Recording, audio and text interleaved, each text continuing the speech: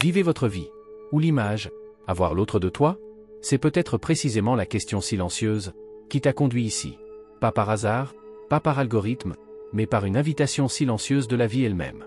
Parce que parfois, ce n'est pas l'appel bruyant qui nous réveille, mais un murmure, une traction intérieure, une délicate fissure dans la façade, à travers la lumière. Tu n'es pas là parce que tu veux être diverti.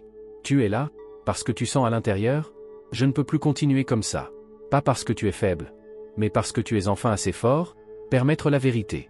Peut-être que tu t'es adapté pendant des années. Appris à être silencieux, être gentil, discret, approprié, fiable. Tu as parfaitement fonctionné. Mais vous avez oublié ce que ressent l'authenticité. Tu as commencé à t'écouter, pour ne pas se faire remarquer. Se faire passer, pour en faire partie. Se perdre soi-même, pour ne pas être un fardeau pour les autres. Mais l'univers ne t'appelle pas, pour que tu t'intègres dans des formes étrangères. Ça t'appelle, pour que tu te rappelles, qui tu es vraiment au-delà des rôles, des attentes et des masques. Tu n'es pas là pour plaire. Tu es là pour être. Et cette vidéo, ces mots, ce moment, il pourrait être le début de que tu te sens à nouveau. Pas comme une idée, mais comme vérité. Pas comme un concept, mais comme une force. Ensuite, nous examinerons ensemble comment cela s'est produit, que tu as commencé à te plier, et pourquoi tu n'as plus besoin d'être seul avec. Ensuite, nous en venons à la question. Comment cela s'est-il produit? Comment as-tu pu t'éloigner si loin de toi? Que tu dois réapprendre aujourd'hui? Te sentir? La réponse est souvent discrète. Elle commence là, où tu étais aussi une fois entier. Non filtré. Sauvage. Vraiment. Un enfant aux yeux ouverts. Et un cœur, qui savait encore comment éclairer. Mais à un moment donné, est venu un coup d'œil. Un mot. Un nom qui n'était pas une limite. Mais un jugement. Tu as senti. Quand je suis comme je suis, je ne suis pas retenu. Quand je suis bruyant, je suis trop. Quand je suis triste, je suis épuisant. Si je suis réel, je n'ai pas raison. Et ainsi, nous avons appris très tôt. Confondre l'amour avec la performance. Reconnaissance avec adaptation. Sécurité avec déni de soi. Nous avons commencé à nous façonner. À poncer. À corriger. À l'école. Assieds-vous tranquille. Sois sage. Fais le bien. Dans la famille. Ne le fais pas pour toi, fais-le pour nous. Dans la société. Si tu veux en faire partie, alors ne soyez pas différents. Et ainsi nous avons désappris, nous-mêmes à lire. Parce que nous étions tellement occupés. Être correctement écrit de l'extérieur. Nous avons souri, même si ça faisait mal. Nous avons hoché la tête, bien que tout en nous criait « non ». Nous sommes restés, bien que notre âme ait voulu partir depuis longtemps. Ce qui est tragique, personne ne nous a dit que ce jeu a un prix.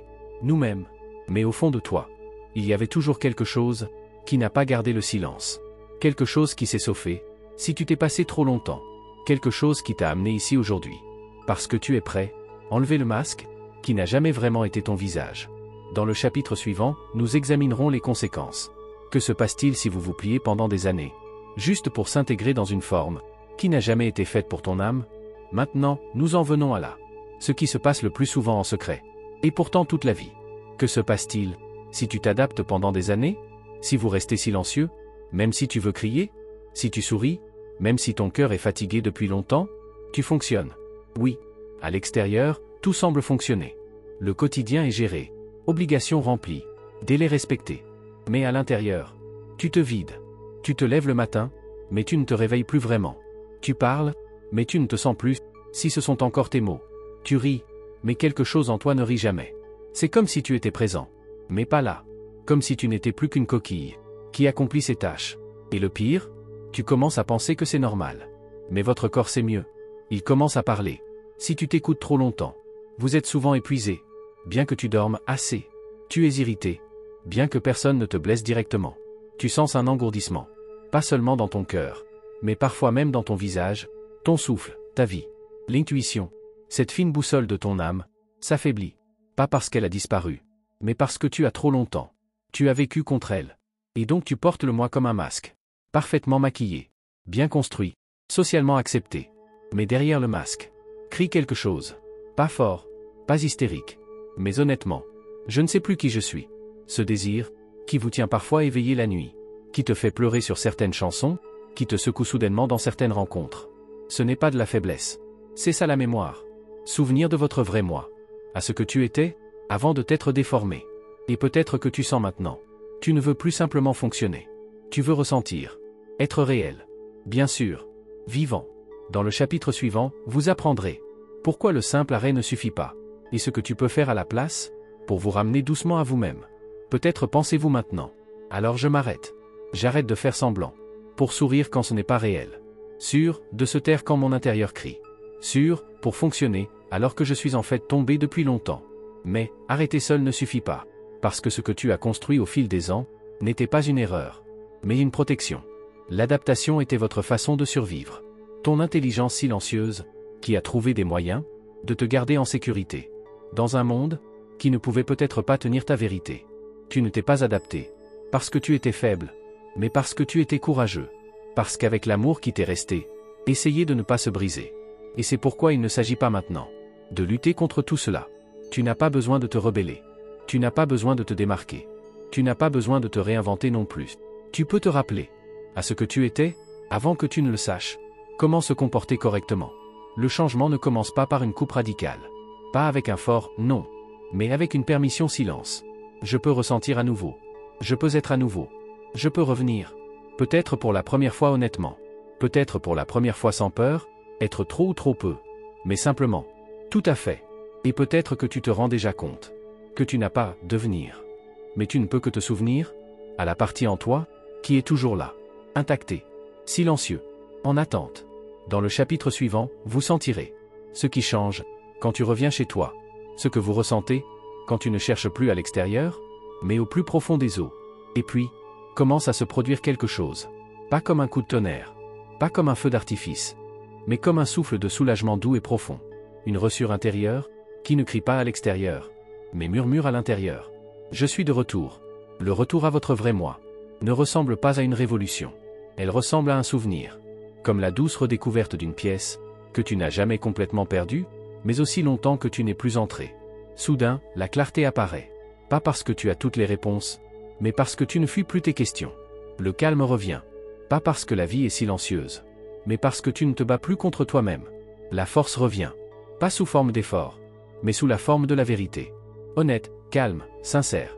Vous commencez à prendre des décisions, qui ne découlent pas du devoir, mais par résonance. Tu dis non, ou tu souriais avant. Tu dis oui, ou tu te tenis auparavant. Et tu ne le fais pas, pour devenir quelqu'un, mais parce que tu es enfin un nouveau toi. Je me souviens d'une femme, qui avait essayé toute sa vie, être la fille, la mère, l'amie parfaite. Elle s'était dissoute, dans toutes les attentes, que personne n'avait jamais prononcées à haute voix, mais qui étaient toujours là. Jusqu'à ce qu'un matin, elle décide. Ne pas se lever, pour fonctionner, mais pour vivre. Elle a écrit une phrase ce jour-là, que je n'oublierai jamais. Je ne suis pas là pour suffire. Je suis là pour être. Et cette phrase l'a changé. Pas à l'extérieur, mais intérieurement. Profond. Durable. Car l'authenticité n'est pas bruyante. Elle n'est pas criarde, pas dramatique. Elle est honnête. Et dans cette honnêteté se trouve une dignité, qui te redresse, même si personne n'applaudit. Dans le prochain chapitre, vous apprendrez ce que tu peux faire, si tu veux continuer sur cette voie, sans te perdre à nouveau. Pas avec le combat, mais avec conscience. Maintenant, nous en venons à la partie, qui est souvent négligée. Parce qu'il n'y a pas toujours besoin d'un changement radical, pour revenir vers toi. Parfois, une décision silencieuse suffit. Une question, un souffle, un oui intérieur. Tu n'as pas besoin de bouleverser ta vie, pour redevoir toi-même. Tu peux commencer petit, avec ce que l'on voit à peine de l'extérieur, mais ce qui change tout à l'intérieur. Commencez par les micro-décisions quotidiennes. Les moments où vous vous arrêtez. Et tu te demandes, est-ce juste pour moi, ou contre moi? Si tu me contactes, même si tu veux en fait te taire. Si tu restes, même si tu es déjà parti à l'intérieur. Si tu dis oui, bien que tout ton corps murmure non. Ces petits moments sont comme des aiguillages. Et chaque pas conscient pour toi vous rapproche de votre maison intérieure. Vous pouvez inviter des mini-rituels dans votre quotidien. Pas comme un devoir, mais comme une reconnexion. Quelques minutes d'écriture honnête le matin. Qu'est-ce que je ressens vraiment, quand je n'ai besoin de plaire à personne? Ou un petit check-in avec votre corps? Où est-il serré? Où est-ce loin? Où est-ce que je dis la vérité, et où est-ce que je porte un masque? Ton corps est sage. Il ne ment jamais. Il sait très bien où tu te perds, et où tu te retrouveras. Et puis il y a ça, ce que beaucoup considèrent comme une faiblesse. Limite. Mais les frontières ne sont pas un retrait. Ils ne sont pas une défense. Ils ne sont pas durs.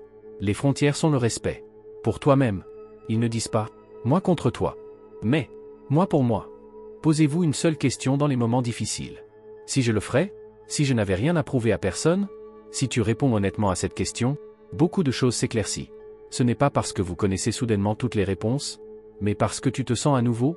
Quelle est ta vérité? Dans le prochain chapitre, vous apprendrez comment tu ne sens pas seulement cette vérité intérieure, mais dans votre vie quotidienne. Doux, authentique, puissant. Ensuite, nous allons parler de comment vous pouvez être votre vrai moi. Pas seulement sentir, mais aussi vivre. Car à quoi te sert toute cette connaissance, si elle reste dans le refuge de ton âme, et ne coule pas dans votre vie vécue? La clé réside dans la distinction entre l'ego et l'essence. L'ego crie. Il veut plaire, gagner, prouver. Il cherche la sécurité par le contrôle, et l'importance par la reconnaissance. Mais l'essence est silencieuse. Elle n'a rien à défendre.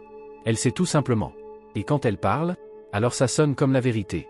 Pas parce que c'est bruyant, mais parce que c'est profond. Tu sens la différence. Toujours, si tu te permets d'écouter. Votre vrai moi ne se montre pas seulement dans les espaces de retraite, mais au milieu de la vie. Au travail, si vous ne vous vendez plus par l'adaptation, mais par l'authenticité. Dans les relations, quand tu ne pousses plus l'amour, mais crée de l'espace pour l'authenticité.